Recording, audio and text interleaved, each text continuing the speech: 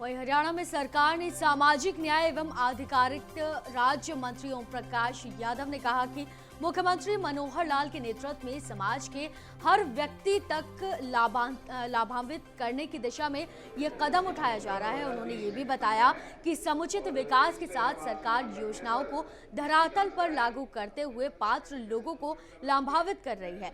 वहीं शुक्रवार को बाल भवन रेवाड़ी में जिला लोक संपर्क एवं परिवेदना समिति की बैठक अध्यक्षता के उपरांत संबोधित भी किया गया। परिवेदना समिति की बैठक में कुल 23 परिवारवाद रखे गए, जिसमें से अधिकांश का समाधान अधिकारियों द्वारा किया गया।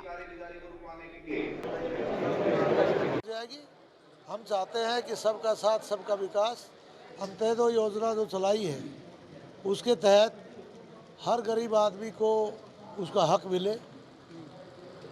परिवार पहचान पत्र जो बनाया है इसके अंदर आज के दिन यदि मैं कहूँ कि उनकी इनकम के आधार पर 1,80,000 रुपये से कम जिनकी इनकम है उनको आज 3 लाख से ऊपर ऐसे लोग हमारे पास चिन्हित हुए हैं कि जिनकी हम तुरंत से पेंशन वृद्धावस्था पेंशन लागू करने जा रहे हैं। 3 लाख से ऊपर ऐसे लोग वो हुए हैं जिनका हम आयुष्मान कार्ड बनाने जा रहे हैं, जिनकी आय कम है। हमने तय किया है हरियाणा सरकार ने कि 1,80,000 से कम जिस भी परिवार की इनकम है उनको हम सबको आयुष्मान भारत के प्रव्यू में लेकर आएंगे। हम उन सबको BPL कार्ड धारक को जो सुविधा मिलती है वो सब सुविधाएं देंगे। हम उन सब परिवारों को वो सब सुविधाएं देंगे जो BPL कार्ड धारक को मिलती है, जो जिनके लाभ से वो वंचित थे, जिनको जगह जगह फार्म भरने पड़ते थे। एक आम गरीब आदमी को, मजदूर आदमी को ये नहीं पता लगता कि इसका पेंशन फार्म तुझे कहाँ भरना है, इसका फार्म तुझे कहाँ भरना है। मजदूरी छूटती है, वो बेचारा घूम फिर नहीं सकता। इन सब प्रकार की प्रॉब्लम्स को हमने एक परिवार पहचान पत्र को कुंजी बनाकर उससे हल करने का प्रयास किया है। अब बुढ़ापा पेंशन जिस भी व्यक्ति को बनवानी पड़े, जैसे ही इस परिवार पहचान पत्र के आधार पर 60 साल का होगा, उसको चक्कर लगाने की कहीं फार्म भरने की आवश्यकता नहीं। उसको घर बैठे जैसे ही 60 साल 1 महीने का होगा उसके खाते में पेंशन आ जाएगी। हमारे पास अकाउंट नंबर भी है, उस परिवार का नाम भी है। जितने लोग 1,80,000 से नीचे आए, मैंने कहा उनके सबके आयुष्मान कार्ड बन जाएंगे। और जो गरीब लोग हैं जिनकी इनकम 1,80,000 में भी हमने कैटेगरी बढ़ाई है, 50,000 से नीचे, 1 लाख से नीचे, 1.5 लाख से नीचे, उनके हम ग्रुप बनाकर कैंप लगा रहे हैं। और जिला स्तर के ऊपर, ब्लॉक स्तर पर उनके कैंप लगाकर उनको किस महकमे से क्या सुविधा दी जाए ताकि वो अपनी इनकम बढ़ा सके, ऐसे काम करें। ऐसे हमने 35,000 परिवारों को छांटा है। उनको हम तुरंत से उनको बैंक से लोन दिला रहे हैं, बात कर रहे हैं, और जल्दी ही उनका हम समझते हैं जीवन स्तर उठेगा। और इस प्रकार से सरकार धीरे धीरे कार्य करके लक्ष्य है कि हम 1,80,000 से नीचे हरियाणा प्रदेश में इनकम का कोई परिवार ना बचे, सबको हम इससे ऊपर ले जाएंगे। ऐसा हरियाणा सरकार का लक्ष्य। वहीं बहादुरगढ़ शहर में बेशकीमती सरकारी जमीन पर अवैध कब्जा किया जा रहा है। हरियाणा शहरी विकास प्राधिकरण की जमीन को रीजिल बताकर उस पर अवैध कॉलोनी काटी जा रही है। वहीं करीब 50 करोड़ से ज्यादा कीमत की सरकारी जमीन पर जगदम्बा नगर नाम से अवैध कॉलोनी काट दी गई है। करोड़ों की जमीन पर कब्जे के बाद HSVP जागा और इंतकाल रद्द करने के लिए राजस्व विभाग को पत्र भी लिखा गया।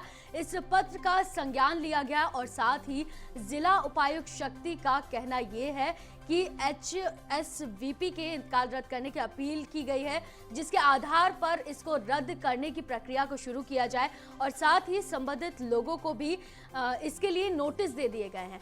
जिला उपायुक्त शक्ति सिंह ने लोगों से सरकारी जमीन पर निर्माण नहीं करने की अपील की है और ये भी कहा है कि खरीद फरोख्त भी नहीं की जानी चाहिए। उन्होंने आगे कहा कि इसके होते ही उनकी जो मलकियत है वो खत्म हो जाएगी, आपका पैसा भी जीरो पर चला जाएगा।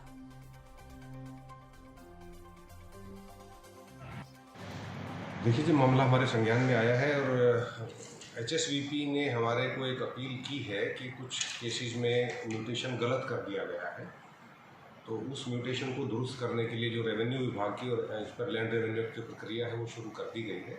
संबंधित लोगों को नोटिस दे दिए गए हैं। नोटिस पीरियड के बाद उसके खिलाफ रेवेन्यू का जो म्यूटेशन है उसको रद्द करने की कार्रवाई शुरू कर दी जाएगी अगर समुचित कोर्ट आदेश प्राप्त नहीं होते हैं। इस दौरान मैं आप लोगों के माध्यम से ये भी अनुरोध करना चाहूँगा कि यदि कोई व्यक्ति वहाँ पर निर्माण कार्य करने का प्रयास कर रहे हैं तो कृपया ना करें। वो आपके अपने इन्वेस्टमेंट को वेस्ट करने की बात है, क्योंकि म्यूटेशन अगर रद्द हो जाता है तो आपका जो सामग्री वहाँ लगाई गई है वो भी उसके साथ ही वेस्ट हो जाएगी। लेकिन जो कॉलोनाइजर कर रहे हैं उस पर आपने क्या एक्शन लिया? बड़ा स्पष्ट है जी, उस रकबे के बारे में स्पष्ट नोटिस दिया गया है। उसको हम तहसील के नोटिस बोर्ड पर भी लगा देंगे। खरीदार को खुली आंखों से खरीदना होगा। आप गलत ज़मीन खरीदेंगे तो नुकसान आपका है।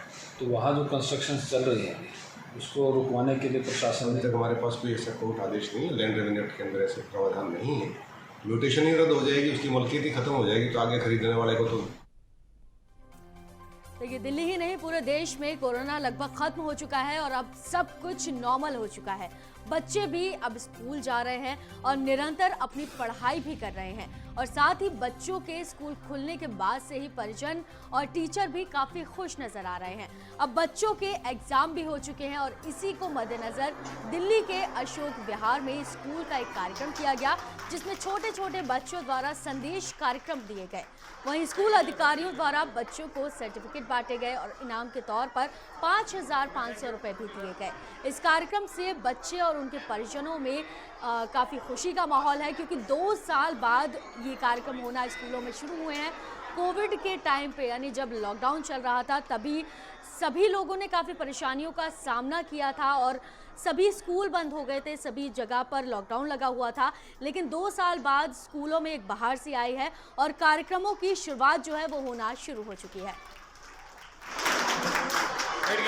बच्चे प्रॉपरली पढ़ नहीं पा रहे थे। कुछ बच्चे हैं जिनके पास, हमारा क्योंकि लोअर इनकम ग्रुप का स्कूल है, माइनॉरिटी स्कूल है, तो कई बार ऐसी है कि फैसिलिटीज़ नहीं होती थी बच्चों के पास। पर जो ऑफलाइन क्लासेस हैं उसमें जो टीचर्स हैं बहुत मेहनत करती हैं हमारी, हर तरह की एक्टिविटी करवाती हैं। बेशक वो फूड से रिलेटेड हो, हम फन विद फूड भी कराते हैं, एक्टिविटीज़ हम हर फेस्टिवल को भी सेलिब्रेट करते हैं जो कि बच्चे मिस कर रहे थे। और जो बच्चे हैं हमारे वो पढ़ने के तरफ हम उनको स्मार्ट क्लासेस और ऑडियो विजुअल एड्स के थ्रू पढ़ाते हैं।